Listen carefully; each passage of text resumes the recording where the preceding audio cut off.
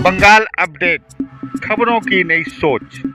भारतीय cricket team के पूर्व कप्तान व फॉर्चून कच्ची घानी सरसों तेल के ब्रांड एम्बेसडर सौरभ गांगुली ने रविवार को कोलकाता में आयोजित फॉर्चून कच्ची घानी मस्टर्ड ऑयल हिल्सा फेस्टिवल में हिस्सा लिया।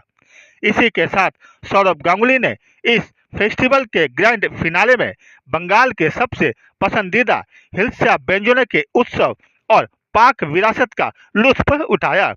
गांगुली ने फॉर्चून के विशेष कच्ची घानी मस्टर्ड ऑयल इलिश पैक को लॉन्च किया, जो हिल्सा मछली की समृद्ध परंपरा और सांस्कृतिक महत्व को दर्शाता है।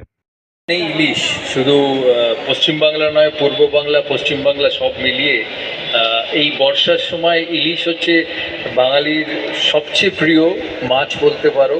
আর ভাত আর ইলিশ মাছের কোড়ই, অনেকে ভাজা ইলিশও খায়, ভাত আর ইলিশ মাছের কোড়ই সমস্ত বাঙালির মতো আমার কাছেও খুবই প্রিয় আর খুবই সুস্বাদু। আমি অ্যাকচুয়ালি অত ভাত খাই না, কিন্তু শুধু ইলিশ মাছের কোড়ই হলে আমি একটু ভাত খাই, অ্যাকচুয়ালি তাই। কিন্তু আর এই যে ফরচুন কাচ্চি ঘানি মাস্টার্ড অয়েল আমাদের বাঙালির কাছে খুব প্রিয়। সর্ষে মাছ মাস্টার্ড দিয়ে তৈরি যে কোনো মাছ, তার টেস্ট, তার হেলথ ভ্যালু কমপ্লিটলি ডিফারেন্ট। আর ইলিশ, সর্ষে ইলিশ মাস্টার্ড অয়েল দিয়ে ইলিশ মাছের কোড়ই, যেটা আমরা বাংলায় বলে থাকি, তার একটা আলাদা অ্যাট্রাকশন আছে বাঙালির কাছে।